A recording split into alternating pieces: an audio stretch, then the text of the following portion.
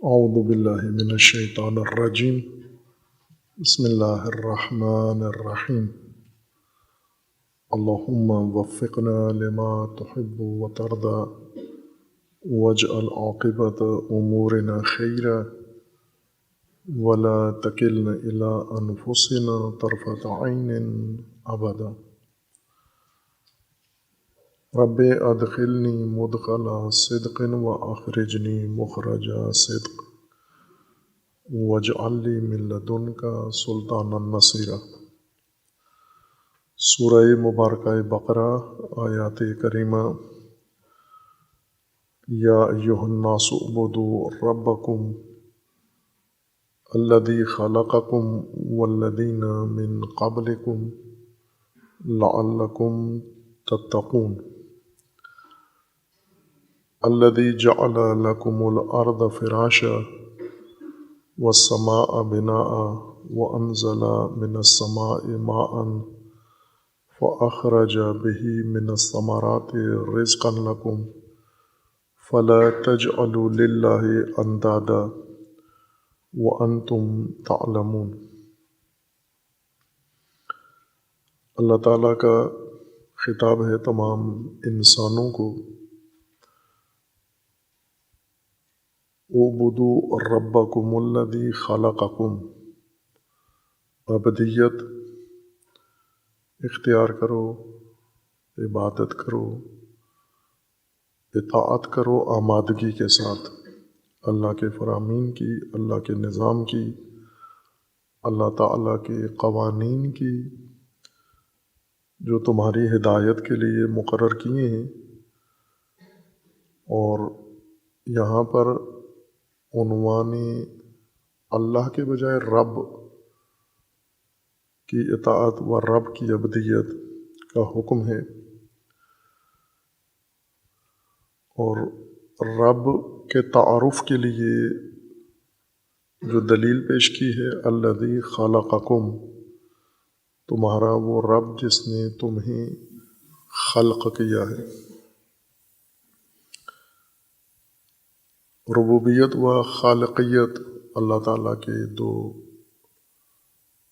اسما بھی ہیں اور صفات ہیں اللہ تعالیٰ کی، اور ان کا مخلوق سے گہرا تعلق ہے۔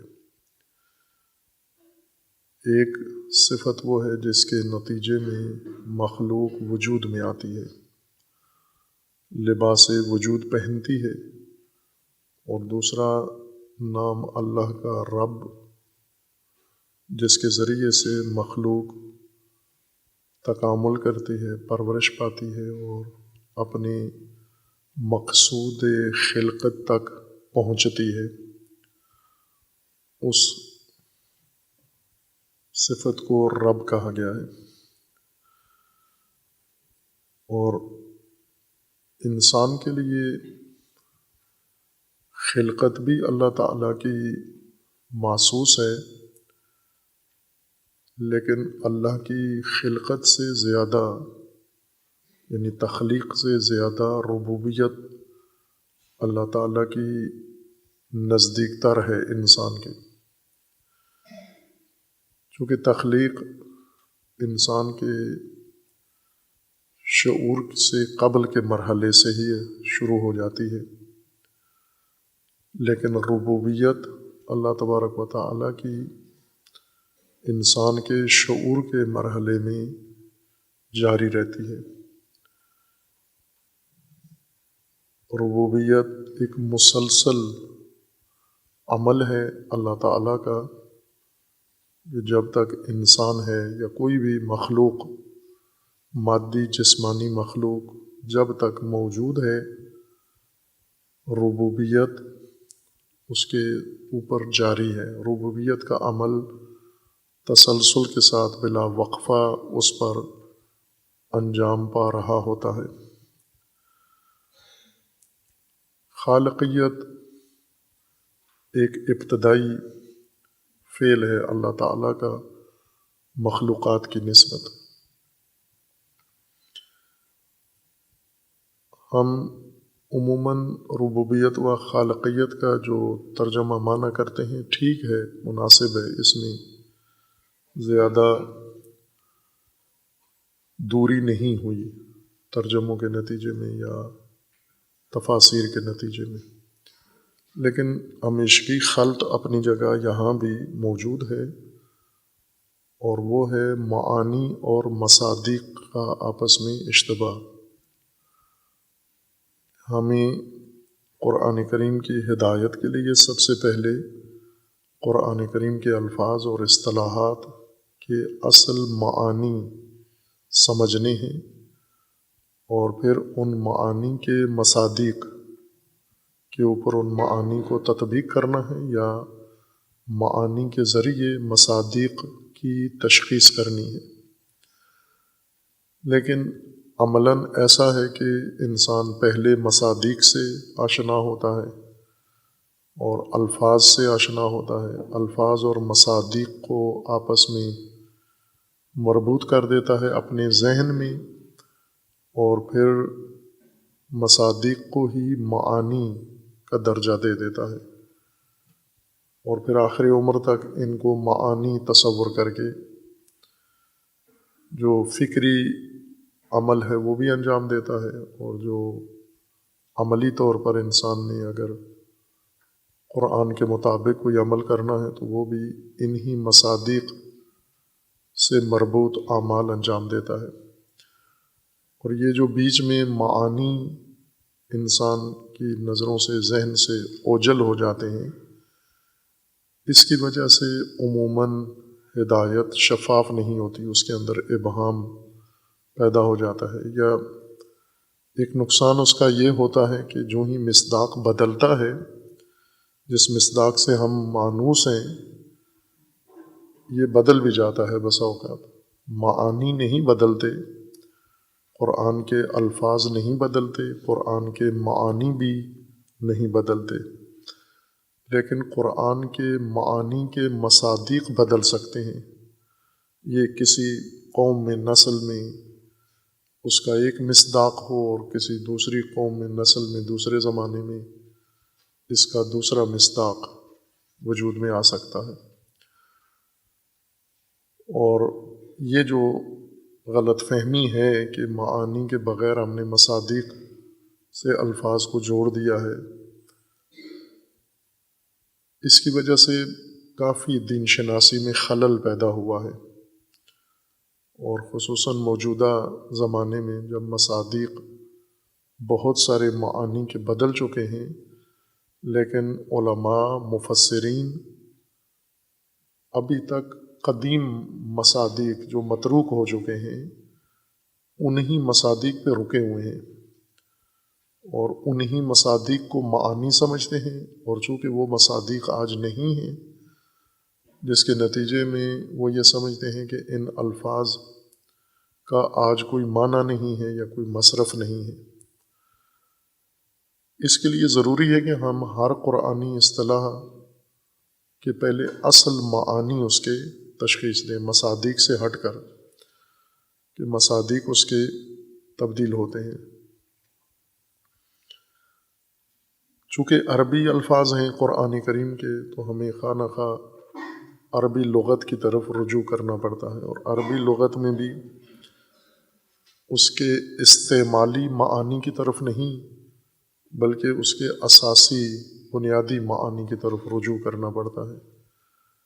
یعنی لغت عرب جب وجود میں آئی کہ یہ الفاظ کن معانی کے لیے استعمال ہوئے، پھر تدریجاً ان الفاظ کے معانی کے ساتھ رابطے میں کیا فرق پڑا ہے، انہی معانی کے ساتھ مختص ہیں ابھی تک، یا اثناء میں فرق پڑا ہے۔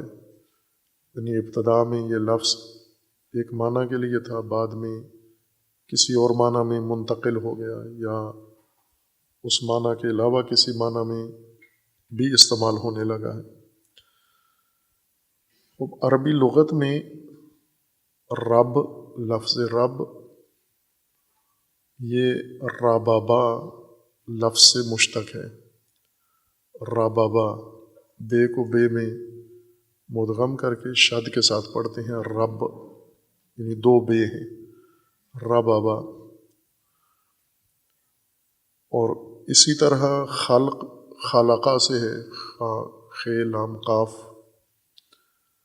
قرآن کے نزول سے پہلے یہ الفاظ دونوں رائج تھے عربی لغت میں، اور قرآن نے اسی رواج کے مطابق انہی معانی میں ان الفاظ کو استعمال کیا ہے، لیکن مصادیق علیحدہ قرار دیے ہیں۔ جن مصادیق میں عرب استعمال کرتے تھے، ان معانی کی تطبیق کرتے تھے، قرآن نے نئے مصادیق ان معانی کے لیے بیان کیے ہیں۔ معانی نہیں بدلے، جو عربی معانی تھے، عربی لغت کے معانی تھے، وہی قرآن کے بھی مد نظر ہیں، لیکن ان کے مصادیق میں قرآن کے طرف سے نئے مصادیق، لغوی مصادیق کے علاوہ انسان کو بتائے گئے ہیں جو ہدایت سے تعلق رکھتے ہیں۔ لغات کے جو معانی ہیں وہ ضروری نہیں کہ ہدایت سے مربوط ہوں، بلکہ لغات عموماً ان معانی کے لیے الفاظ مقرر کیے جاتے ہیں جو انسان کی ضرورت کے ہوں، جو انسان سے ان کا سروکار ہو، پالا پڑتا رہے، بطور وسیلہ، بطور واسطہ، بطور آلہ، کسی بھی لحاظ سے اگر انسان کی زندگی میں کسی زمرے میں کوئی معنی آتا ہے تو اس کے لیے ضروری ہے لفظ ہونا۔ لیکن جو معانی یا مصادیق انسان کے استعمال میں، انسان کے نظام میں آتے ہی نہیں ہیں، ان کے لیے انسان الفاظ مقرر بھی نہیں کرتا، چونکہ ضرورت نہیں ہے۔ ان معانی کا تبادلہ چونکہ نہیں ہوتا، ان معانی سے سروکار نہیں ہے، ان معانی سے کوئی واسطہ انسان کا نہیں پڑتا، اس لیے ان معانی کے لیے الفاظ بھی استعمال نہیں ہوتے کسی بھی لغت میں۔ اور معانی اتنے نہیں ہیں جتنے الفاظ ہیں، معانی کہیں زیادہ ہیں۔ ان میں معانی میں سے جو انسان کے دائرہ عمل میں آتے ہیں ان کے لیے انسان الفاظ مقرر کرتا ہے، نہ یہ کہ جتنے الفاظ ہیں اتنے ہی معانی ہیں، اور جہاں الفاظ ختم ہو جاتے ہیں معانی بھی ختم ہو جاتے ہیں۔ انسان اپنی ضرورتوں کے مطابق معانی کو چونکہ سمجھتا ہے، سمجھاتا ہے، تبادلہ کرتا ہے، اس لیے ان کے لیے علامات مقرر کرتا ہے بطور لفظ۔ ایک عمل جو رائج ہے، سب انسانوں کے اندر رائج ہے، صرف مختص نہیں ہے عرب قوم کے ساتھ، ہر قوم، ہر نسل، ہر انسان یہ کام کرتا ہے، وہ اپنی ضرورت کے مطابق اشیاء کی ترکیب ہے۔ جو چیزیں طبعی طور پر موجود ہیں، طبیعت نے اگائی ہیں، جیسے لکڑیاں ہیں یا مٹی ہے، پتھر ہیں، یہ طبعی چیزیں ہیں، انسان نے ایجاد نہیں کی ہیں، اللہ تعالیٰ نے زمین کے اندر یہ خاصیت رکھی ہے، لیکن انسان کو ان چیزوں کی ضرورت پڑتی ہے، لہٰذا طبیعت میں جو درخت ہیں انہیں کاٹتا ہے، اپنی ضرورت کے مطابق انہیں استعمال کرتا ہے، درختوں کو کاٹتا ہے، انہیں جلاتا بھی ہے، اور ان کے ذریعے سے اوزار وسائل بھی اپنے بناتا ہے، اپنی ضرورت کے مطابق ان درختوں کی لکڑی کو استعمال میں لاتا ہے جیسی اس کی ضرورت ہو۔ اسی طرح مٹی، انسان مٹی سے بہت ساری اپنی ضرورت کی چیزیں بناتا ہے۔ پانی انسان کی دسترس میں ہے، طبیعت کا ایک تحفہ، ہدیہ اللہ کا انسان کو اور کائنات کو۔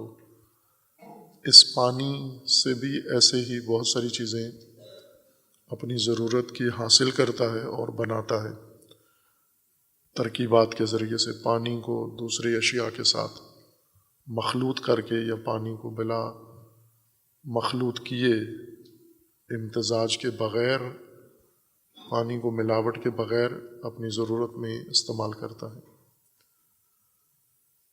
اور اسی طرح دیگر اجزاء جو عالم طبیعت میں ہیں، جیسے زمین کے نیچے بہت ساری چیزیں ہیں انسان دریافت کرتا ہے، اتفاقاً انسان کے ہاتھ آتی ہیں یا قصداً انسان انہیں زمین کے نیچے کھدائی کر کے حاصل کرتا ہے، ان اشیاء کو اپنے کام میں لاتا ہے، ان سے اپنی ضروریات، اپنی سہولیات اور اپنی شوقیات ان سے فراہم کرتا ہے، کچھ کو غذاؤں میں، کچھ کو اوزار میں، کچھ کو وسائل میں، کچھ کو مختلف مقاصد کے لیے استعمال کرتا ہے۔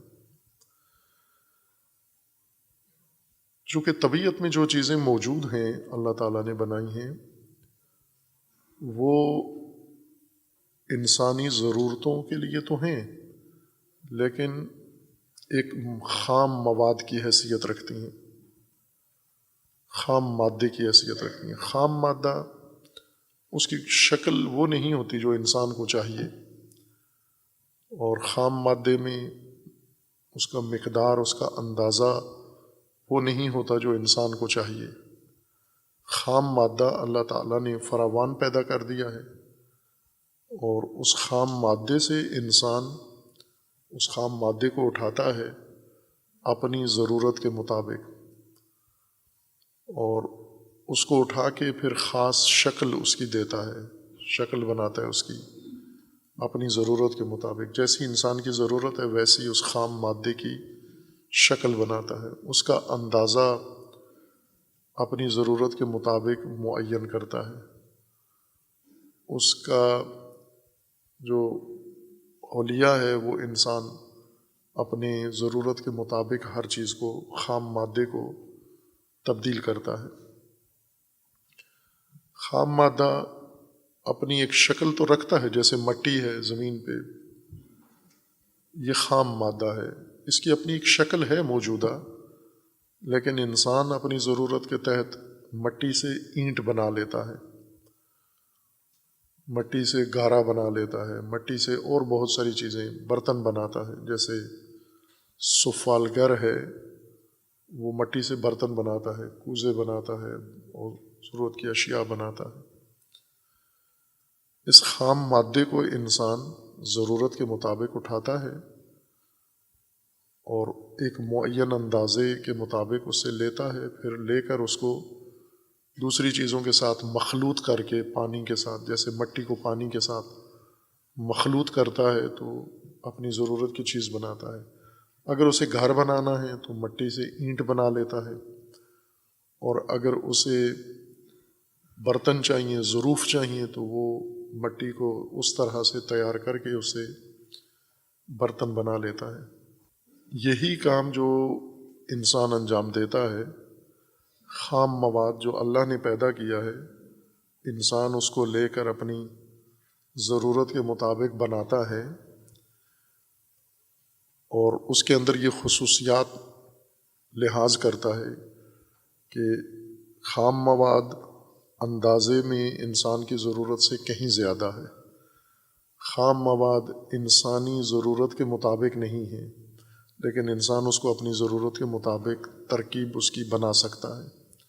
خام مواد دوسری اشیاء کے ساتھ، دوسری چیزوں کے ساتھ مخلوط نہیں ہوتا، خالص ہوتا ہے، انسان اس کو اپنی ضرورت کی وجہ سے دوسری چیزوں کے ساتھ مخلوط کر لیتا ہے، اور پھر اپنی ضرورت کے مطابق انسان اس کا اندازہ بناتا ہے اور اس کی مقدار معین کرتا ہے اور اس کی شکل بناتا ہے، اپنے فائدے اور استفادے کو مد نظر رکھتے ہوئے کہ اس سے کیا بنا۔ مثلا مٹی ہے، اینٹ بنانی ہے گھر کے لیے، یا برتن بنانا ہے، ظرف بنانا ہے استفادے کے لیے، یہ کام عربی لغت میں اس کو خلق کہتے ہیں، کہ کسی چیز موجود کسی چیز کی معین مقدار لے کر اسے ایک معین اندازے کے مطابق بنانا، دوسری چیزوں کے ساتھ ملا کے یا دوسری چیزوں کے ساتھ ملائے بغیر اس کو اپنی ضرورت، اپنے اندازے، اپنے مقصد کے مطابق اس کو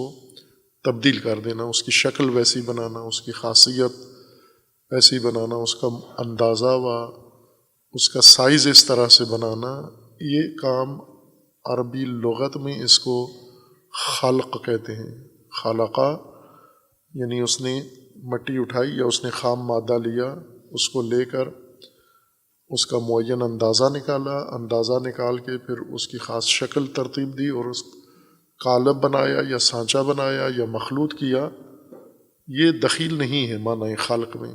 اصل معنی خلق میں یہ ہے کہ ایک موجود چیز کو انسان مقرر معینہ اندازوں کے مطابق ایک دوسری شکل میں بدل دے، اسے خلق کہتے ہیں۔ یہ خلق کا عمل ہے جو ہر انسان انجام دیتا ہے۔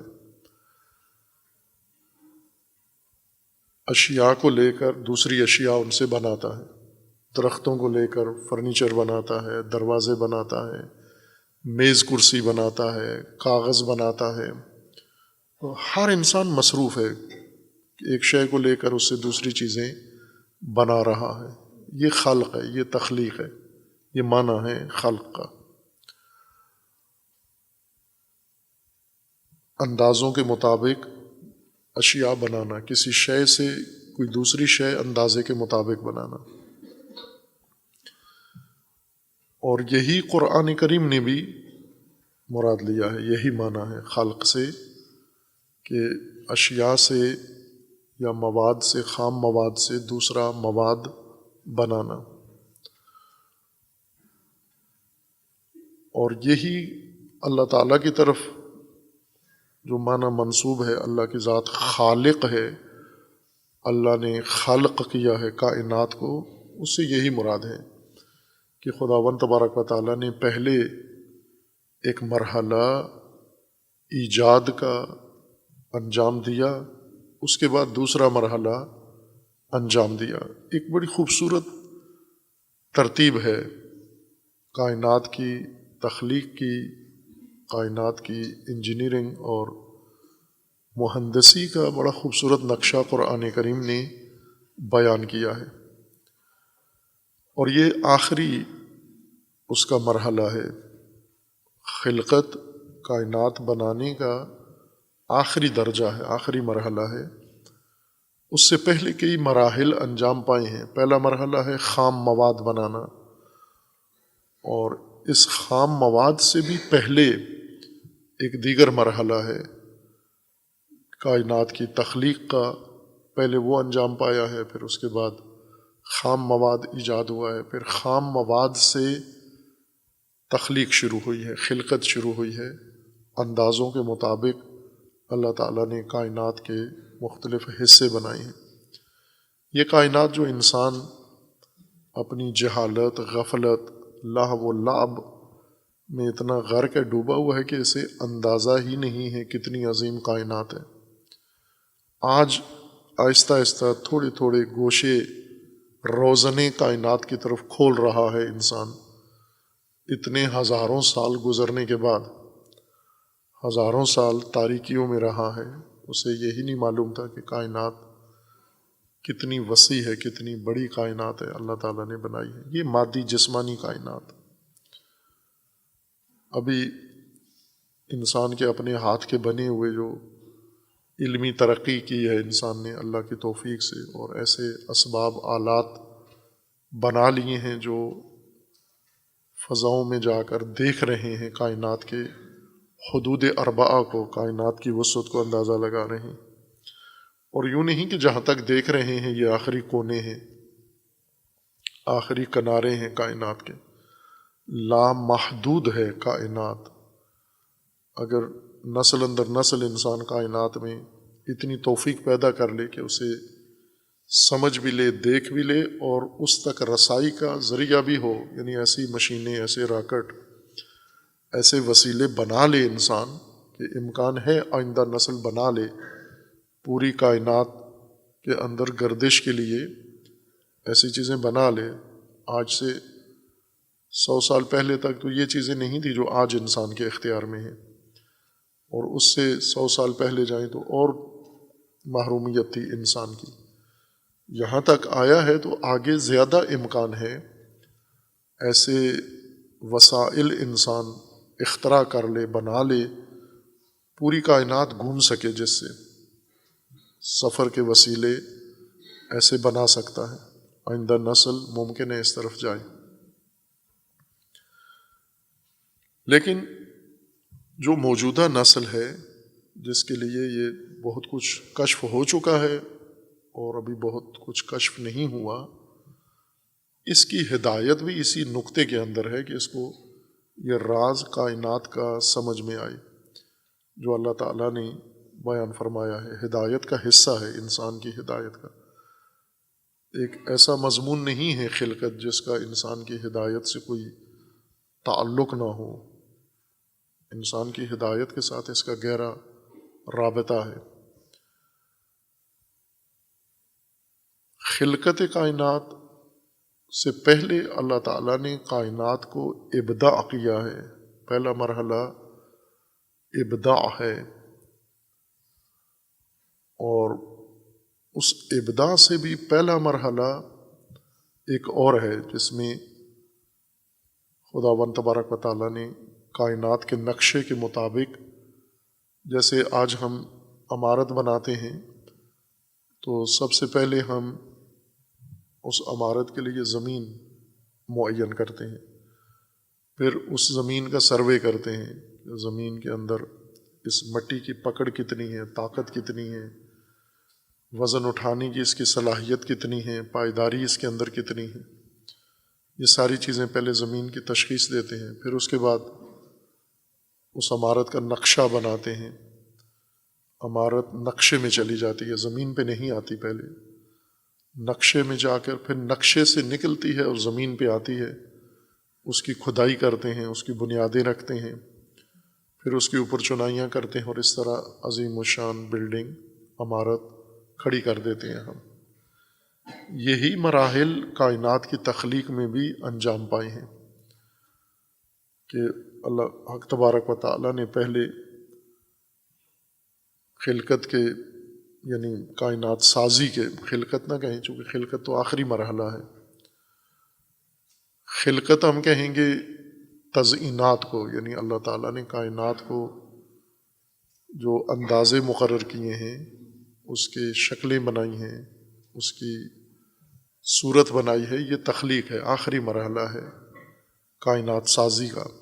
اس سے پہلا مرحلہ ابداع ہے، جس طرح قرآن کریم میں اللہ تعالیٰ کا فرمان ہے کہ اللہ کی ذات بدیع السماوات ہے، یہ بد آغاز یہ اس سے پہلے انجام پایا ہے۔ اور وہ جو ابداع تھا کائنات کا، یہ نقشہ سازی ہے، اور اس سے پہلے بھی ایک مرحلہ تخلیق کائنات یا کائنات سازی کا ایک اور مرحلہ انجام پایا ہے، اور وہ علم الہی میں نقشہ ہے کائنات کا جو علم الہی کے مطابق ترتیب پایا ہے۔ اور یہ سب قرآن میں موجود ہے۔ اس کو اگر ہم موضوعی تفسیر کرتے تو کائنات سازی کی تو یہ ساری آیات یکجا جوڑ کے بیان کرتے، لیکن ابھی ہم ترتیبی تفسیر کر رہے ہیں یا تبیین کر رہے ہیں، اس میں اپنے مقام پر یہ آیات جب آئیں گی تو وہاں وضاحت ہوگی۔ بس خلقت سے پہلے خام مواد پیدا ہو چکا ہے اور بہت کچھ کائنات سازی کا کام انجام پا چکا ہے۔ اب خلقت میں آ کر اس کے اندازے بنائے گئے ہیں، اس کو تقسیم کیا گیا ہے، ضرورتوں کے مطابق ان کی شکلیں بنائی گئی ہیں، یعنی اسی خام مواد سے کچھ زمین بنائی گئی ہے، پہاڑ بنائے گئے ہیں، پتھر بنائے گئے ہیں، اور پانی بنایا گیا ہے، ہوائیں بنائی گئی ہیں۔ یہ تخلیق کا یہ مرحلہ ہے۔ وہی جو معنی لغت عرب میں تھا وہی قرآن کریم نے بھی مراد لیا ہے۔ اندازوں کے مطابق کائنات کی ترکیب، اندازے معین کرنا، مقادیر معین کرنا، اور اس مقادیر کے مطابق ہر چیز کی تخلیق۔ اور مقادیر جو اللہ تعالیٰ نے مقرر کی ہیں، ایسے نہیں کہ جیسے ہم یوں سمجھیں کہ کسی انجینئر کا دفتر ہے اور لوگ اسے آ کے بتاتے ہیں، آرڈر دیتے ہیں کہ ہم نے گھر بنانا ہے، اندازے بتاتے ہیں 5 مرلے کا، 10 مرلے کا، 1 کنال کا، کئی کنال کا گھر بنانا ہے، اور وہ لوگوں کے ایما پر اس کے نقشے بناتا ہے اور دیتا جاتا ہے ان کو کہ وہ گھر بنتے ہیں۔ اس طرح نہیں ہے اللہ کا نظام۔ یہ ایک کام ہے جو انسان کرتا ہے، تخلیق کا یہ کام۔ اللہ نے یہ اندازے مقرر کرنے کے لیے نظام بنایا ہے، یوں نہیں کہ الگ الگ ایک دفتر ہے اللہ کا اور اس دفتر میں ہر چیز کے اندازے مقرر ہو رہے ہیں۔ جیسے ہمارے ذہنوں میں ہے، ہم جو دعائیں مانگتے ہیں تو اس کا مطلب یہ ہوتا ہے کہ ہماری دعا اللہ تک پہنچتی ہے اور پھر داخل دفتر ہو جاتی ہے، پھر اللہ کے زیر نظر آتی ہے، پھر اللہ کی مرضی ہے، مانے نہ مانے، مان لے تو قبول ہو جاتی ہے۔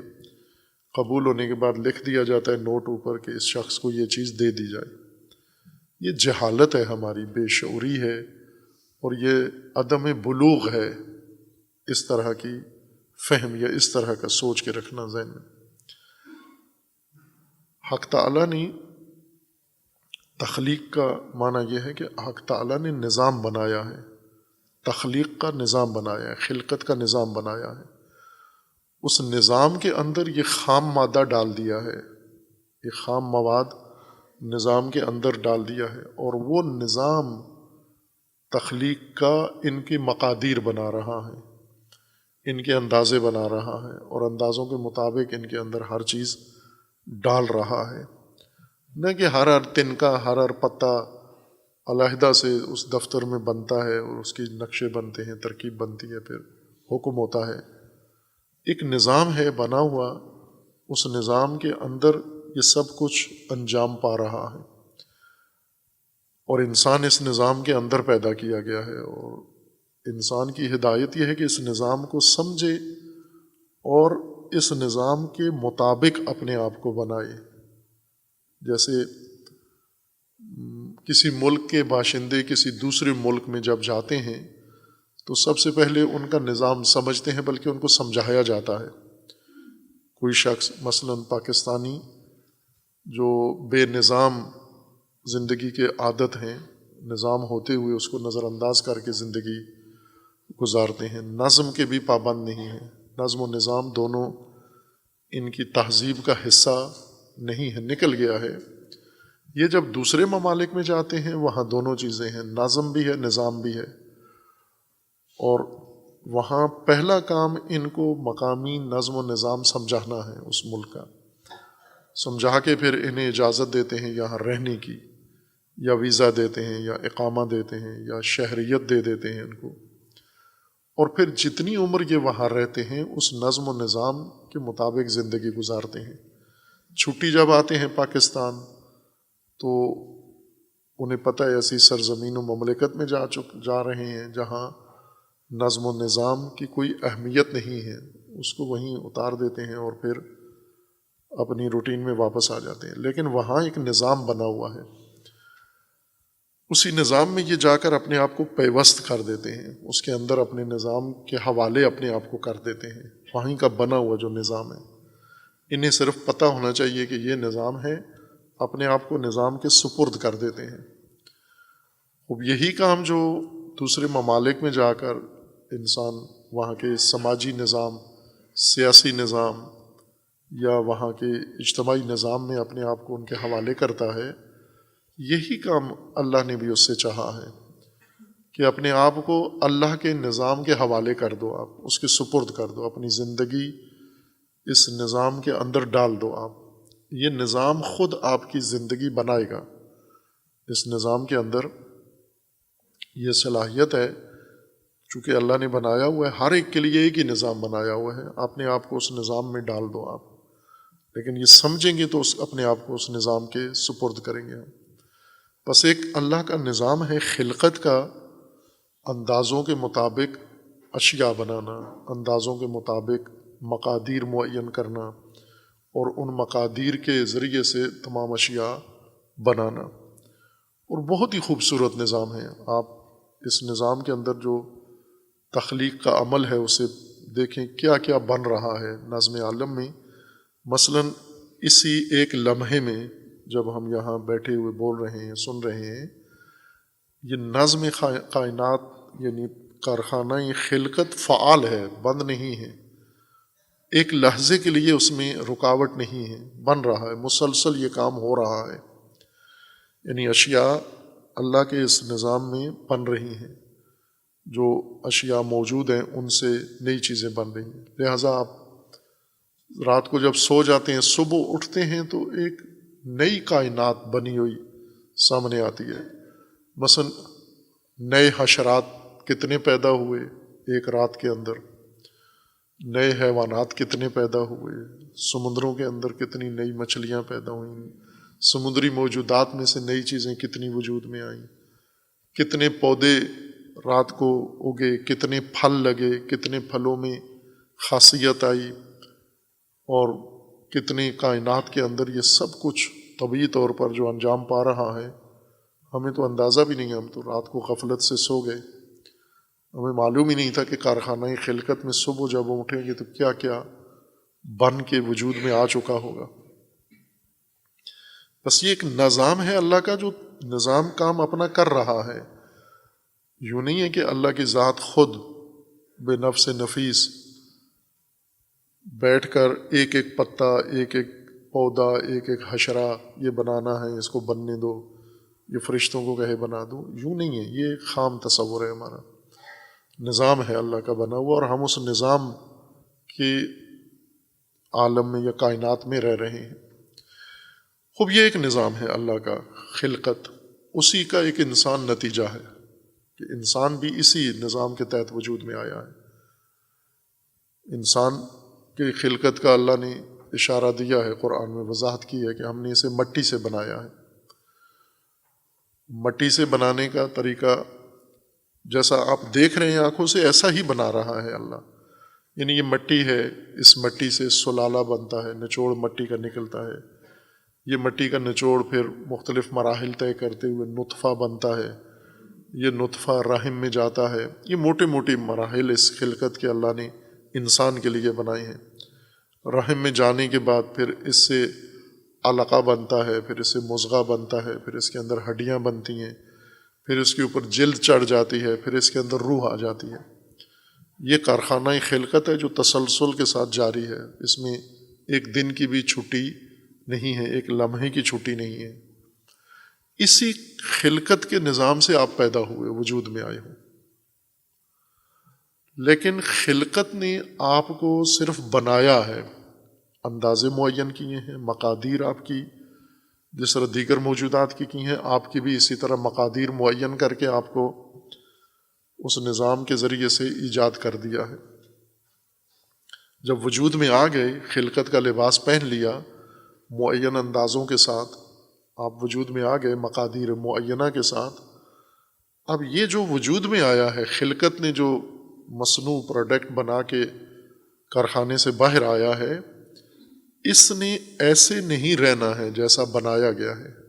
خلقت نے جس طرح سے اس کو تیار کیا ہے، ایسے نہیں اس نے رہنا۔ اب اگلا مرحلہ یہ ہے کہ اس نے تکامل کرنا ہے، چونکہ یہ صلاحیتیں ہیں، خلقت نے قابلیتیں پیدا کی ہیں، صلاحیتیں، اندازے مقرر کر کے، مقادیر معین کر کے۔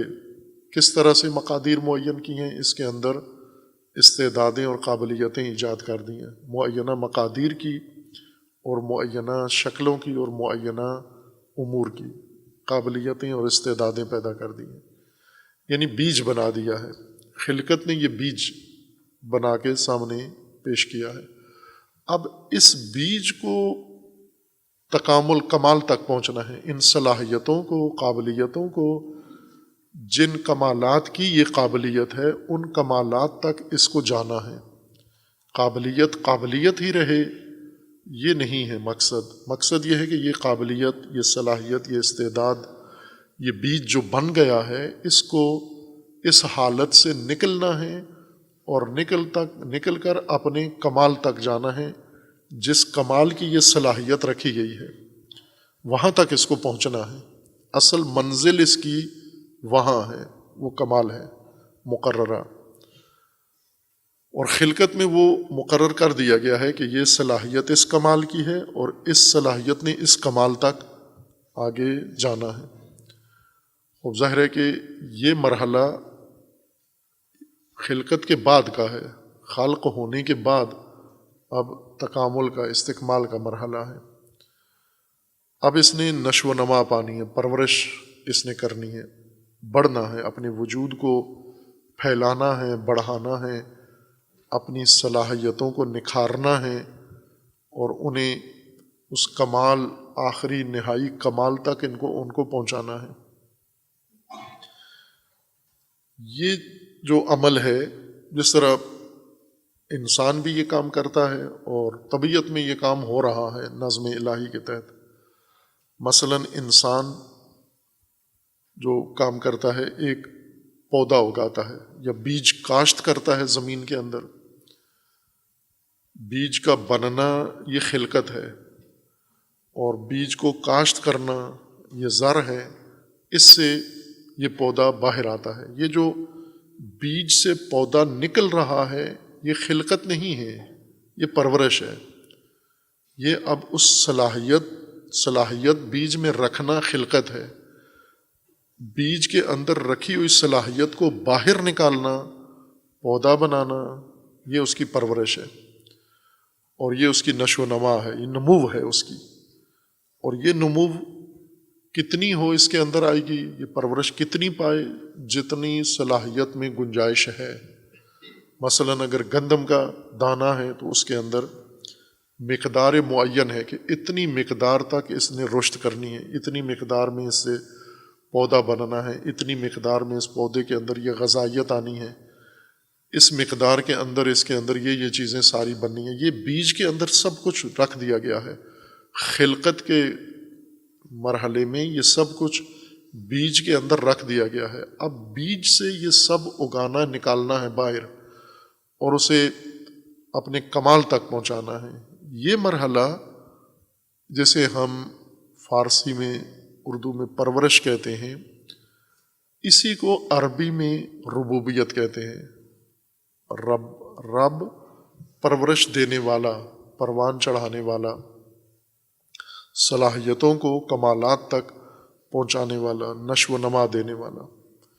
لیکن یہ نشو و نما، اس کی خصوصیت یہ ہے کہ یہ اس کے مراحل ہیں، اس کے درجات ہیں۔ مثلا ایک مالی جب بیج کاشت کرتا ہے، پھر اس سے پودا نکلتا ہے اور اس سے درخت بننا ہے، اس درخت کی خصوصیت یہ ہے کہ یہ پھل بڑھ کے تناور ہو جائے گا اور پھر پھل دے گا۔ پھل دینے کے مقام تک پہنچنے کے لیے اس کو کئی مراحل سے گزرنا ہے، تدریجاً یہ کام ہونا ہے۔ اور یہ کام جو ایک شے کی پرورش، ایک پودے کی پرورش کے لیے جو نظام ہے وہ بہت ہی اعلیٰ ہے، خلقت کے نظام سے بھی زیادہ زیبا، خوبصورت پرورش کا نظام ہے۔ کہ مثلا کتنی چیزیں فراہم ہوں تاکہ پودے کے اندر موجود، بیج کے اندر موجود پودا اور اس کی صلاحیت یہ باہر نکلے، یہ تکامل کا پہلا قدم اٹھائے۔ اور اس کے اندر زمین موجود ہے جس نے یہ کام کرانا ہے، یعنی پرورش کے وسائل جو اللہ تعالیٰ نے پودے کی پرورش کے وسائل بنائے ہیں۔ زمین، اس کے اندر اس نمو میں زمین کا ایک دخل ہے۔ زمین کے اندر پھر فراوان خصوصیات ہیں۔ زمین صرف مٹی نہیں ہے، مٹی کے اندر ایسی سینکڑوں یا ہزاروں خصوصیات ہیں جنہوں نے اس پودے کی صلاحیت کو نکھارنا ہے۔ پانی اس کے اندر لازمی ہے، کھاد اس کے اندر ضروری ہے، اور اسی طرح جب یہ باہر آتا ہے اس کو روشنی کی ضرورت ہے، اس کو ہوا کی ضرورت ہے، اور یہ ایک نظام بنا ہوا جو مرحلہ بے مرحلہ یہ انجام پانا ہے۔ اسی کو عربی لغت میں ربوبیت کہتے ہیں۔ مرحلہ بے مرحلہ، قدم بے قدم کسی موجود شے کو، مخلوق کو جو خلق ہو چکی ہے، تخلیق کا لباس جس نے پہن لیا ہے، اس کو مرحلہ بے مرحلہ پروان چڑھانا، پرورش کرنا، اس کی اس مقام تک جب اس کا آخری کمال اس کے اندر آ جائے۔ اس تک اس کو لے جانا یہ پرورش ہے. لیکن یہ پرورش اس طرح سے ہے کہ ایک تو خود اس کے اندر موجود صلاحیت کو ابھارنا ہے، باہر سے کوئی چیز اس کے اندر نہیں ڈالنی، اندر موجود چیز کو باہر نکالنا ہے. پرورش کا کام یہ نہیں ہے کہ آپ باہر سے، جیسے پودا لگایا ہے آپ نے کوئی پھلدار، یا مثلا گندم کا ہی دانہ ہے تو اس گندم کے اندر آپ نے باہر سے غذائیت بھرنی ہے، باہر سے اس کے اندر آپ نے ذائقہ بھرنا ہے، باہر سے اس کے اندر جو خصوصیت ہے یہ سب اس کے اندر سے نکلنی ہے. یہی وہ کمالات ہیں جس کی صلاحیت اس کے اندر ہے. یہ ذائقے، یہ طعم، یہ غذائیت، یہ نشاستہ، یہ گلوکوز، یہ سب کچھ اس کے اندر ہے، صلاحیت تھی، یہی باہر نکالنا ہے. لیکن دیگر عوامل کے ملنے سے اس کے اندر موجود چیز بنے گی، پرورش پائے گی، درجہ بے درجہ بڑھتی جائے گی اور اپنے آخری کمال تک پہنچ جائے گی. بس اس پرورش میں دو چیزیں ہیں، ایک جو اس کے اندر موجود صلاحیت ہے وہ نکالنی ہے باہر، یعنی اسے کمال تک پہنچانا ہے، اور دوسرا باہر سے جو چیزیں ہیں وہ فقط ممد ہیں، امداد ہے اس کے لیے، معاونت ہے اس کے ساتھ، نہ کہ باہر والی چیزوں نے یہ اس کے اندر ڈالنا ہے سب کچھ. باہر والی چیزوں نے اس کو مدد دینی ہے تاکہ یہ نشو و نما کر سکے، بڑھ سکے، تکامل کر سکے. خوب یہ بھی نظام ہے، جس طرح خلقت کا اللہ نے نظام بنایا ہے، اللہ نے ربوبیت کا بھی ایسا ہی نظام بنایا ہے کہ خلق ہو کر یہ شے ایک نظام سے بن کر یہ شے دوسرے نظام میں منتقل ہو جاتی ہے. یعنی تخلیق نے شے کو بنا دیا، پھر نظام ربوبیت اس کو لے لیتا ہے اور وہ نظام ربوبیت اس کو پروان چڑھاتا ہے، اس کی پرورش کرتا ہے. یہ جو پرورش کے مراحل ہیں اس میں سے بیشتر کا انسان کو خود اپنی پرورش اور اپنے ساتھ دوسرے انسانوں کی پرورش، یا دیگر طبیعت میں پودوں کی پرورش، فصلوں کی پرورش، درختوں کی پرورش، یہ اس کو نظر آتی ہے. حیوانات و جانور، اکثر لوگوں نے مویشی پالے ہوتے ہیں، اب تو مشینیں خرید لی ہیں، پہلے لوگ مویشی پالتے تھے تو ان کے سامنے ان کے مویشی بچے جنتے ہیں، وہ بچے انسان کی آنکھوں کے سامنے پیدا بھی ہوتے ہیں، اور انسان ان کی پیدائش کا سارا مرحلہ جانتا ہے اور حیوانوں کو مدد دیتا ہے، حیوانوں کو سہولت دیتا ہے بچے پیدا کرنے میں. پھر جب بچے پیدا ہوتے ہیں تو انسان ہی معاونت کرتا ہے تاکہ یہ بچے رشد کریں، نشو و نما کریں، پروان چڑھیں. یہ آنکھوں سے انسان دیکھتا ہے سارا، جانوروں کے بچوں کی پیدائش اور ان کی پرورش، پودوں کی، نباتات کی پیدائش اور ان کی پرورش، انسانوں کی پیدائش اور اس کی پرورش، اور سب سے بڑھ کر خود اپنی پرورش. جب شعور و بلوغ کے عمر میں جاتا ہے تو خود اس کو یہ مراحل طے کرتا ہوا ایک وقت میں شعور آ جاتا ہے انسان میں، چند سال میں، پھر خود محسوس کر رہا ہوتا ہے کہ میں خود پرورش پا رہا ہوں، میرا جسم بڑھ رہا ہے، میرے اندر صلاحیتیں بڑھ رہی ہیں، میں درجہ بے درجہ آگے جا رہا ہوں، اور اس امید کے ساتھ ہوتا ہے کہ ایک دن میں یہ سارا تکامل مکمل کر لوں گا. اس لیے خلقت انسان کے لیے اتنی محسوس نہیں ہے جتنی پرورش محسوس ہے انسان کے لیے، اور انسان خود اس نظام کے اندر ہے، خود پرورش پا رہا ہے اور باقی تمام امور کو پرورش پاتا ہوا دیکھتا ہے. خوب یہ جتنا کچھ نظام انسان کی آنکھوں کے سامنے انجام پا رہا ہے یہ ربوبیت ہے، اللہ تعالیٰ کی ربوبیت ہے. یہ جو ہم ترجمہ کرتے ہیں رب کا، پروردگار، پروردگار یعنی پرورش دینے والا، پروان چڑھانے والا، رشد دینے والا، نشو و نما دینے والا، وہ بھی مرحلہ بے مرحلہ. رشد ایک دفعتاً جو چیز انسان پیدا کرے اور وہ کمال تک پہنچ جائے، اول تو ایسی کائنات میں کوئی چیز نہیں ہے جو کامل پیدا ہو یا پیدا ہوتے ہی کامل ہو جائے. ایسی اشیاء کا کائنات میں، اس مادی جسمانی کائنات میں داخلہ منع ہے، محال ہے، یہ نہیں آ سکتے یہاں پر. اس کائنات میں، مادی کائنات میں، کائنات کہتے ہی اسے ہیں جو مادی ہو، یعنی جس نے تکوین حاصل کی ہے، تکون جس نے حاصل کیا ہے، جس نے کائن جو چیزیں ہوئی ہیں، کائن یعنی جو نہیں تھیں اور وجود میں آئی ہیں، ان کو کائن چیزیں کہتے ہیں، جو عدم سے وجود میں آئی ہیں، یہ کائن ہے۔ یہ ساری چیزیں چونکہ کائن ہیں، اس وجہ سے یہ کائنات ہے، اس کی کائن کی جمع کائنات بنا دی۔ تو کائنات میں تو آنے کا یہی راستہ ہے، قانون، دروازہ کائنات میں آنے کا یہ ہے کہ پہلے آپ کی خلقت ہوگی، پھر آپ کی پرورش ہوگی، پھر آپ کی نشو و نما ہوگی۔ خلقت میں کوئی چیز کامل نہیں ہوگی جو کائنات میں آئے گی، وہ استعداد بن کر آئے گی، پھر یہ استعداد پروان چڑھے گی، پرورش پائے گی۔ یہ تمام کائنات کا قانون ہے اللہ تعالیٰ کا۔ اس طرح سے خداوند تبارک و تعالیٰ نے اس کائنات کو نظام کے ساتھ بنایا ہے۔ جو چیزیں خلقت میں ہی کامل ہیں وہ اس کائنات میں نہیں ہیں، اس کا حصہ نہیں ہے، اور جنہوں نے خلقت پاتے ہی فوراً کمال تک پہنچ جانا ہے ایک لمحے میں، وہ بھی اس کائنات کا حصہ نہیں ہے۔ اس کائنات میں وہی ہے جس کو اس قانون کے تحت خلقت میں بھی آنا ہے اور اس قانون کے تحت پرورش بھی پانی ہے، چونکہ اللہ تبارک و تعالیٰ جیسے خالق ہے کائنات کے لیے، خالق ہے زمین و آسمان کا، خالق ہے نظام ہستی کا، رب بھی ہے، رب العالمین ہے، و رب ہے انسان کا، رب ہے زمین و آسمان کا۔ یہ ربوبیت کا نظام ہے جس میں انسان نے آنا ہے اور پرورش پانی ہے، اور اسے دیکھ بھی رہا ہے، یعنی وجود میں خود آیا ہے اور وجود میں آنے کے بعد پرورش بھی پا رہا ہے، نشو و نما بھی کر رہا ہے۔ اگر انسان ہے اس کو حتماً احساس تو ہونا چاہیے اس کا، اگر انسان ہے تو۔ اگر انسان نہیں ہے، اس سے توقع نہیں ہے کہ اسے احساس ہو کہ میں خلق بھی ہوا ہوں اور میں پرورش بھی میں نے پائی ہے اور پا رہا ہوں۔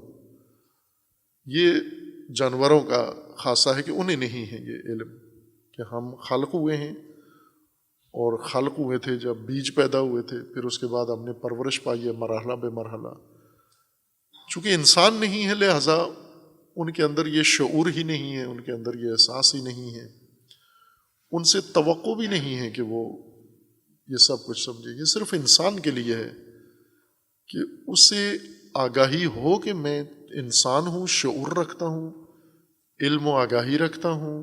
بس پہلی علم و آگاہی تو مجھے پتہ یہ چلے کہ میں خلق ہوا ہوں، میں وجود میں آیا ہوں، لیکن جب آیا تھا تو صرف صلاحیت اور استعداد تھی، اور آج صلاحیتیں بڑھ کے یا کمال پا چکی ہیں یا پا رہی ہیں، میں تکامل اور استکمال کی منزل طے کر رہا ہوں، پرورش اور نمو کر رہا ہوں۔ اب یہ کیسے کر رہا ہوں؟ یہ میں خود کر رہا ہوں، اپنی نشو و نما خود کر رہا ہوں، کوئی دوسرا انسان مجھے یہ پروان چڑھا رہا ہے؟ یہ کس نظام میں میں پرورش پا رہا ہوں؟ اگر انسان ہے تو اس میں یہ شعور ہونا چاہیے، لیکن قرآن نے فرمایا ہے کہ بعض ہم نے انسان بنائے تھے لیکن بن نہیں سکے، انہیں یہی احساس نہیں ہے کہ ہم خلق ہوئے ہیں اور ہم خلق ہو کے پروان چڑھ رہے ہیں، نشو و نما پا رہے ہیں، اس سے غافل ہیں، اس کی طرف ان کی توجہ ہی نہیں ہے، دھیان ہی نہیں ہے۔ یہ کون ہے؟ صم بکم عمیون شر الدواب، یہ جو نہ دیکھتے ہیں، نہ سمجھتے ہیں، نہ سنتے ہیں، یہ حیوانات ہیں، یہ بھی حیوانات ہیں، فقط انسانی شکل والے حیوانات ہیں جو نہیں یہ ادراک رکھتے کہ ہم پرورش پا رہے ہیں۔ کیسے پرورش پا رہے ہیں؟ یہ کون ہے جس نے پرورش کا یہ نظام بنایا ہے، پرورش کے اتنے وسائل جس نے بنائے ہیں؟ یہ تو نہیں کہہ سکتا کہ یہ سب میرے ابا کی کارکردگی ہے، ابا نے آکسیجن بنائی ہے، ابا نے غذائیت بنائی ہے، ابا نے یہ ہوائیں چلائی ہیں، ابا نے سورج بنایا ہے۔ یہ تو ابا کا ابا خود آپ کی طرح ہے، وہ بھی نہیں تھا، پیدا ہوا ہے، اور پیدا ہو کے پرورش پائی ہے اس نے، پھر اس سے آپ پیدا ہوئے ہیں۔ یہ ادراک و شعور پہلی چیز ہے جو انسان کے اندر پیدا ہو۔ اب جس نے ہمیں پیدا کیا ہے، خلق کیا ہے اور خلق کر کے ہماری پرورش کا نظام بنایا اور ہماری پرورش کا سارا اہتمام اس کا ہے، اب میرا کیا وظیفہ بنتا ہے، فریضہ کیا بنتا ہے، میں اس کے بارے میں کیا ہوں؟ اس کے بارے میں یہ ہے کہ اب اسے سب سے پہلے تو اپنا رب مانو، اس کو کہ یہ رب میرا یہ ہے، خالق یہ ہے۔ خب ماننے کا مطلب کیا ہے؟ ماننے کا مطلب یہ کہ جب آپ کی پرورش اس کے ہاتھ میں ہے اور اس نے کرنی ہے اور اس نے نظام بنایا ہے، تو آپ کو اس کی عبدیت اختیار کرنی ہے، آپ نے اس کا عبد بننا ہے۔ عبد یعنی اپنے آپ کو تیار کرنا ہے اس کی فرمان روائی کے لیے، اس کی فرمان برداری کے لیے اور اس کی اطاعت کے لیے۔ اور وہ اطاعت جو میں کروں گا وہ اس کے لیے نہیں ہوگی فائدہ، وہ میری پرورش پہ اس کا اثر پڑے گا۔ اگر میں پرورش تو پا رہا ہوں، نظام ان کا ہے، اگر ان کے نظام میں میں پرورش پا رہا ہوں اور ان کی کوئی بات نہ مانوں، ان کا فرمان نہ مانوں، ان کا نظام نہ مانوں، ان کے قانون نہ مانوں، تو پھر تو میں پرورش صحیح نہیں پا سکوں گا۔ پھر تو انہوں نے مجھے انسان بنایا ہے، خلقت انسان کی دی ہے، پرورش بھی انسان والی ہو۔ یہ اسی صورت میں ہو سکتی ہے کہ میں ان کے نظام میں پرورش کو سمجھوں اور ان کے فرامین پرورش کو سمجھوں، ان کے نظام ربوبیت کو سمجھوں اور اسے مانوں اور بجا لاؤں۔ یہ اطاعت ہے اس کی، یہ عبدیت ہے کہ پرورش کا جتنا نظام اللہ نے مقرر کیا ہے وہ سارا سمجھ کے اس کو آپ بروئے کار لے آئیں، اس کے مطابق اپنے آپ کو اس کے سپرد کر دیں۔ لیکن اگر آپ پرورش اللہ کے نظام سے پا رہے ہیں لیکن نظام الہی کے مطابق نہیں، انسان کی یہ مشکل ہے۔ باقی موجودات اللہ کے نظام پرورش کے مطابق ہی پروان چڑھ رہے ہیں۔ انسان کو ارادہ دیا ہے، انسان کو آزادی دی ہے، انسان کو اختیار دیا ہے، انسان کو شعور دیا ہے، لہٰذا یہ بیچ میں اپنا راستہ بدل سکتا ہے کہ جو کچھ اللہ نے اس کو بنایا ہے، جو صلاحیتیں، اس کے بجائے اللہ نے اس کے اندر صلاحیتیں بھی متضاد رکھی ہیں، اس کے اختیار اور آزادی کا احترام کرتے ہوئے۔ دو طرح کی اس کے اندر صلاحیتیں رکھی ہیں، ایک جن کے پرورش سے یہ انسان بنے گا، ایک جن کی پرورش سے یہ غیر انسان بنے گا، جانور بنے گا، درندہ بنے گا، وحشی بنے گا۔ جیسے قرآن کریم نے خود انسان کی مثالیں دی ہیں، یا قردۃ خاسئین، پست گھٹیا بندر بنے گا، یا گدھا بنے گا، یا کتا بنے گا۔ یہ وہ مثالیں ہیں جو قرآن نے ذکر کیا ہے۔ یا شر الدابہ بنے گا۔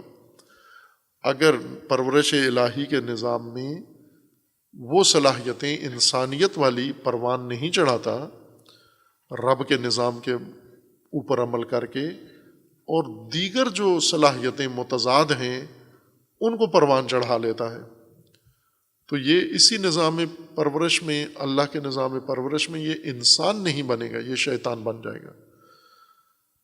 اس لیے اللہ تعالیٰ نے انسان کو خطاب کر کے فرمایا ہے، یا ایھا الناس اعبدوا ربکم الذی خلقکم، عبدیت اختیار کرو، اطاعت کرو، فرمان برداری کرو، فرمان بری کرو آپ اپنے رب کی۔ اور رب یعنی پرورش دینے والا، آپ کا پروان چڑھانے والا، اس کی اطاعت کرو، اس کی فرمان مانو۔ اس کا کون سا فرمان مانے؟ وہی جو پرورش کے لیے دیے ہیں اس نے، وہی ربوبیت والے فرامین۔ یوں نہیں ہے کہ وہ رب کی حیثیت سے آپ کو کچھ اور فرامین دے، جیسے ہوتا ہے انسانوں میں کہ جیسے معلم شاگرد کو فرمان دیتا ہے، غیر تعلیمی، غیر تربیتی فرامین دیتا ہے۔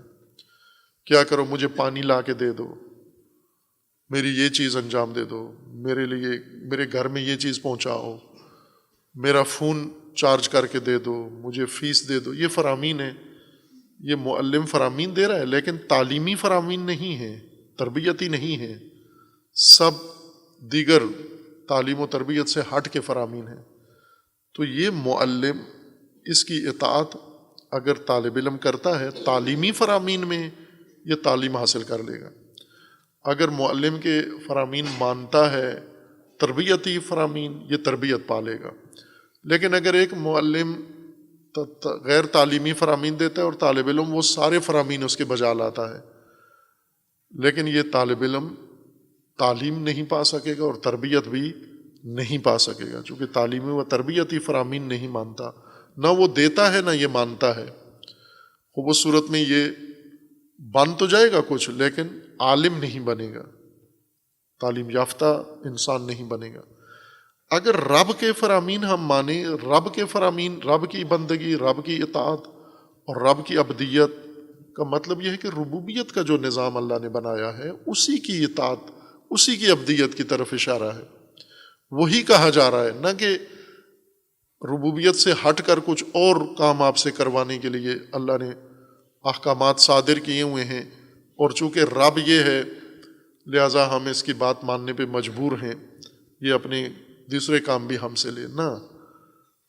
اعبدوا ربکم، ربوبیت سے مربوط فرامین نظام آپ نے اطاعت کرنا ہے، یہاں پر آپ نے عبدیت اختیار کرنی ہے، اپنے آپ کو آمادہ کرنا ہے اللہ کے فرامین ربوبیت، اللہ کے نظام ربوبیت اور اللہ کے اس ربوبی مرحلہ وار پرورش کو آپ نے ماننا ہے، اس کے مطابق آپ نے پرورش پانی ہے۔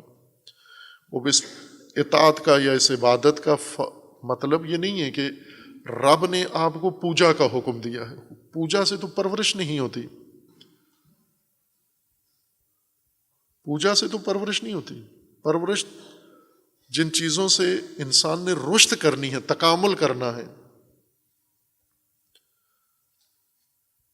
مثلا پوجا سے اگر پرورش ہوتی ہے، انسان تکامل کرتا ہے، تو جتنی بتوں کی پوجا ہوتی ہے یہ لوگ کیا بن جاتے ہیں آخر میں، پوجا ان کو کہاں پہنچا دیتی ہے۔ اگر پوجا شہنشاہ کی جائے، بادشاہ کی جائے، تو وہاں اس کو فائدہ مل جاتا ہے کہ بادشاہ اس کو کوئی انعام اکرام دے گا، اس کی چاپلوسی یا اس کی یہ جو جھکاؤ ہے اس کے بدلے میں اس کو کوئی اور چیز دے گا۔ مورتی تو وہ بھی نہیں دیتی، اس سے تو مثلا دربار میں سلاطین کی پوجا کرنے والے کتنی پرورش پاتے ہیں، کیا سلطان بن جاتے ہیں، آخر میں بادشاہ بن جاتے ہیں اور زیادہ ذلیل ہوتے ہیں۔ درباری جتنی شہنشاہ کی پوجا کرتے ہیں اتنے اور ذلیل ہوتے ہیں۔ خب اللہ تبارک و تعالیٰ کی پوجا نہیں ہم سے مانگی گئی، عبادت، عبدیت اور عبادت ہے۔ عبدیت اطاعت، فرمان بری، فرمان برداری، اور عبادت اس فرمان بری کی آمادگی کا اظہار۔ عبادت کا مطلب یہ آمادگی کا اعلان اور اظہار کہ میں آپ کے ربوبیت کے نظام کی اطاعت کے لیے تیار ہوں، میں تیاری کا اعلان کرنے آیا ہوں۔ عبادت اس چیز کا نام ہے، اظہار آمادگی، اور اصل آمادگی یہ عبدیت ہے۔ عبدیت اطاعت کی آمادگی، فرمان برداری کی آمادگی۔ کون سے فرامین؟ جو تمہاری پرورش کے بارے میں تمہارے رب نے بنائے ہیں، کون سے احکامات جو تمہاری پرورش کے لیے تمہارے رب نے نظام بنایا ہے، اسی کے لیے تیار کرو اپنے آپ کو، اس کے مطابق پرورش پاؤ اور اس آمادگی کا اظہار بھی کرتے رہو۔ اس آمادگی کا اظہار کرو تاکہ بھول نہ جائے کہیں تمہیں۔ پابند رکھنے کے لیے عبادت یہ شکل عبادت کی بنائی گئی ہے، نہ کہ اس لیے کہ یہ پوجا ہے، اور اللہ کو پوجا بہت پسند ہے۔ اللہ تو غنی عن العالمین ہے، پوجا اس کو پسند ہے جو ناقص ہے۔ پوجا یعنی جو تعریفوں سے خوش ہوتا ہے۔ کیوں خوش ہوتا ہے؟ جو کہ اس کے اندر کمی ہے، افسردگی ہے، کوئی جا کے تعریفیں کرے انسان خوش ہوتا ہے۔ بلکہ روایات کے اندر ہے کہ انسان، کامل انسان کی علامت انسان کے اندر ظاہر ہوتی ہے، اور وہ یہ ہے کہ یہ انسان جب تعریفوں سے خوش نہ ہو، اس کو خوشی نہ ہو، اس کا مطلب ہے یہ شخصیت کمال تک پہنچ گئی ہے۔ لیکن جسے تعریفیں چاہیے، مانگ مانگ کے تعریفیں لیتا ہے، جیسے یہ خطیب ہیں، مجلس پڑھتے ہیں، ہر جملے پہ تعریف لیتے ہیں، کہو سبحان اللہ، کہو ماشاء اللہ، کہو یہ میں نے یہ کام کیا، اب میری تعریفیں کرو۔ یہ سب سے زیادہ گیا گزرا ہے، جس کو مجمع کی تعریفیں چاہیے۔ تعریفوں سے جو تسکین ملتی ہے انسان کو، یہ نقص کی علامت ہے، یہ نقص کی علامت ہے، یہ کمی ہے۔ کوئی توصیف تعریف کرے یا نہ کرے، اصل تسکین تو آپ کو کمال سے ملنی چاہیے۔ اس کمال پہ کوئی تعریف نہیں کرتا، نہ کرے، اس سے کیا انسان کو فرق پڑتا ہے؟ اصل چیز تو یہ تھی کہ آپ کے اندر یہ کمال ہے، یہ کمال کسی کو نہیں پتہ، نہ ہو پتہ، اس سے افسردہ ہونے کی کیا ضرورت ہے؟ انسان کو جب معلوم ہے کہ میرے اندر یہ کمال آ گیا ہے، بس آ گیا ہے، اس کو انسان نے اب اگلی منزل کے لیے بنیاد قرار دینا ہے۔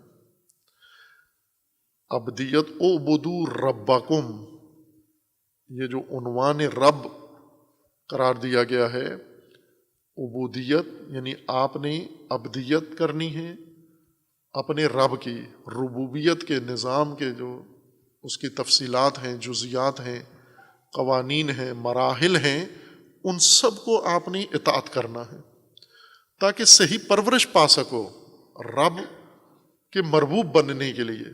ورنہ اگر یہ اطاعت نہ کی رب کی تو آپ پرورش تو پاؤ گے لیکن انسان نہیں بنو گے، وہ جو اللہ تمہیں پروان چڑھانا چاہتا ہے وہ نہیں بنو گے، کوئی اور جانور بن جاؤ گے آپ۔ اگر اپنا اطاعت خدا چھوڑ کے اپنا اختیار استعمال کیا، اپنا ارادہ استعمال کیا، اور اللہ کا نظام میں پرورش چھوڑ کے کسی اور کا نظام میں پرورش و تعلیم آپ نے اختیار کر لیا، چونکہ تعلیم بھی اسی کا حصہ ہے، انسان کی پرورش کے لیے اللہ نے تعلیم کو بھی رکھا ہے۔ اب ہم تعلیم کے لیے کیا تعلیم حاصل کر رہے ہو؟ جو رب نے، پروردگار نے تمہاری پرورش کے لیے جو علم، جو تعلیم مقرر کی ہے، اس سے تمہاری پرورش ہوگی۔ وہ چھوڑ دی تم نے اور تعلیم جا کر حاصل کر لی، اس سے کیا بنو گے؟ اس سے وہ تو نہیں بنو گے جو رب نے تمہارے لیے مقرر کیا، اس سے کچھ اور بن جاؤ گے آپ، اور جو بنو گے اس پہ اب بہت افسوس ہوگا آپ کو، چونکہ اس اولا کے بعد، اس عاجلہ کے بعد آخرہ بھی ہے، ایک زندگی کا دوسرا مرحلہ ہے، اس میں یہ سب کچھ جو یہاں بنے ہو، جو یہاں پروان چڑھایا ہے، وہاں جا کر اس سے سامنا کرو گے آپ، وہی ہوگے تم جو یہاں بن رہے ہو۔ یا ایھا الناس اعبدوا ربکم الذی خلقکم، یہاں پر یہ فرمائے کہ اپنے رب کی عبدیت کرو، اپنے رب کی اطاعت کرو و عبادت کرو جو تمہارا خالق ہے۔ یہ نہ ہو کہ آپ کو ٹھیک ہے ہم اپنے رب کی کرتے ہیں، اطاعت کرتے ہیں، رب کون ہے ہمارا؟ کسی کا رب فرعون ہو، کسی کا رب کوئی شخص ہو، کسی کا رب کوئی جانور ہو، وہ یہ سمجھے کہ یہ سب مجھے جو میری پرورش ہو رہی ہے یہ فلاں کے صدقے میں ہے، جیسا یہ لوگ عام زبانوں پہ کیا کہتے ہیں، یہ پیروں کے صدقے سے یہ کام ہو رہا ہے، یہ فلاں شخصیت کی وجہ سے یہ ہمیں ملا، یہ بیٹا فلاں نے دیا ہے، یہ فلاں رسم ادا کرنے سے، یہ فلاں چکر چلانے سے یہ بیٹا ہوا ہے۔ وہ اس کا مطلب ہے کہ رب تو تمہارا کوئی اور ہے، یہ پرورش کے جتنے تمہارے پاس وسائل ہیں یہ تو کسی اور سے منسوب کر رہے ہو آپ۔ تو یہ نہ کہو کہ ہم تو اب عبادت رب کر رہے ہیں لیکن رب ہمارا فرعون ہے، جیسا فرعون نے کہا تھا انا ربکم الاعلی، میں ہوں تمہارا بڑا رب۔ وہ انسان سب سے پہلے تو یہ تشخیص دے کہ رب کون ہے۔ رب وہ ہے جو تمہارا خالق ہے، چونکہ خالق نے تمہیں بنایا ہے، خالق ہی رب ہو سکتا ہے۔ پروان کون چڑھائے گا؟ جس نے بنایا ہے، جس نے یہ صلاحیتیں ایجاد کی ہیں۔ جس نے صلاحیتیں ایجاد نہیں کی اسے کیا معلوم ہے کہ کیا چیز بڑھانی ہے؟ اول تو وہ پروان چڑھانے پر، نشو و نما پر قادر نہیں ہے، قادر وہ ہے جس نے بنایا ہے، یعنی خلقت جس کے اختیار میں ہے، پرورش بھی اسی کے اختیار میں ہے، اور جو خلقت جس نے بنائی ہے، نقشہ خلقت جس کے پاس ہے، نقشہ پرورش بھی اسی کے پاس ہے، اور جس نے خلقت سنواری ہے، پرورش سے بھی اسی نے ہمیں پروان چڑھانا ہے۔ اس لیے آپ خالق کسی کو مانو، رب کسی کو مان لو، یہ انحراف ہے، یہ نافرمانی ہے، یہ کفر ہے، یہ ارتداد ہے، اللہ کی ربوبیت سے نکلنے کا اعلان ہے، یہ عبدیت نہیں ہے۔ اب عبادت اطاعت کا اعلان، اور کسی اور کو رب ماننا یعنی نافرمانی، اور یہ اعلان کہ میں اللہ کو رب نہیں مانتا، خالق کو رب نہیں مانتا، میرا رب۔ کتنے ایسے ہیں جو اپنے ماں باپ کو رب مانتے ہیں، کتنے ایسے ہیں جو حکمرانوں کو رب مانتے ہیں، کتنے ایسے ہیں جو جن کے ہاں نوکری کرتے ہیں ان کو رب مانتے ہیں۔ یہ جتنے ملازمین ہیں ان کی تہ میں جا کر دیکھیں تو ان کے اندر یہی ہے کہ یہ کمپنیاں ہماری رب ہیں، کمپنی مالک، فیکٹری مالک ہمارا رب ہے، یہ بڑا وڈیرا جو ہمیں تنخواہ دیتا ہے یہ ہمارا رب ہے، یہ باس ہمارا رب ہے۔ اور رب والا اس کے سامنے اظہار کرتے ہیں، عبدیت کرتے ہیں، پوجا بھی اس کی کرتے ہیں اور فرمان برداری بھی اسی کی کرتے ہیں، اطاعت بھی اسی کی کرتے ہیں۔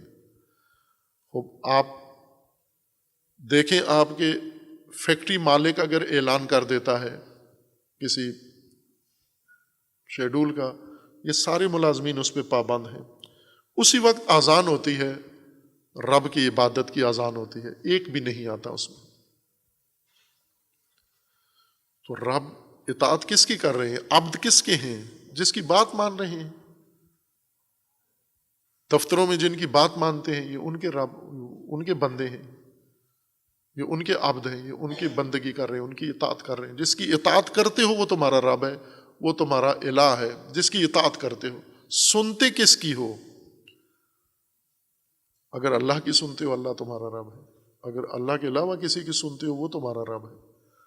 اب اس رب کے ہوتے ہوئے دعائیں اللہ سے مانگو، اطاعت کسی اور کی کرو، ہاتھ اللہ کے آگے پھیلا دو، اطاعت کسی اور کی کرو، مطالبے سارے اللہ سے کرو، سوال سارے اللہ سے کرو، گدائی ساری اللہ کے سامنے کرو، اطاعت کسی اور کی کرو۔ تو اس طرح کا تو نظام نہیں ہے اللہ کا۔ اللہ نے آپ کی دعائیں اس وقت سننی ہیں جب اللہ کے نظام میں آؤ۔ آپ اللہ کے نظام میں آؤ گے، آپ دعا نہ بھی مانگو آپ کے سارے مطالبات پورے، اور اللہ کے نظام سے نکل کے باہر کھڑے ہو کے ساری زندگی مانگتے رہو، اس طرح تو اللہ نے کسی کو دینا نہیں ہے جو ہم جس طریقے سے چاہتے ہیں۔ یا ایھا الناس اعبدوا ربکم الذی خلقکم والذین من قبلکم لعلکم تتقون۔ وہ جو تمہارا بھی خالق ہے، تم سے پہلے والوں کا بھی خالق ہے۔ جو نہیں ہے کہ ان کا خالق کوئی اور ہے، تمہارا خالق کوئی اور ہے۔ اس طرح کی غلط فہمیاں، ابہام لوگوں نے پیدا کیا ہوا ہے خالق کے بارے میں، رازق کے بارے میں۔ اس لیے اس کی نفی کے لیے یہ فرمائے کہ تمہارا بھی خالق ہے، تم سے پہلے والوں کا بھی خالق ہے۔ لعلکم تتقون، اب یہ بندگی اختیار کرو تاکہ متقی بنو، تم تقوی اختیار کرو، زندگی تمہاری باتقوی ہو جائے، رب کی اطاعت سے تم باتقوی ہو جاؤ گے۔ یہ بعد میں بیان کریں گے۔ صلی اللہ علیہ وسلم۔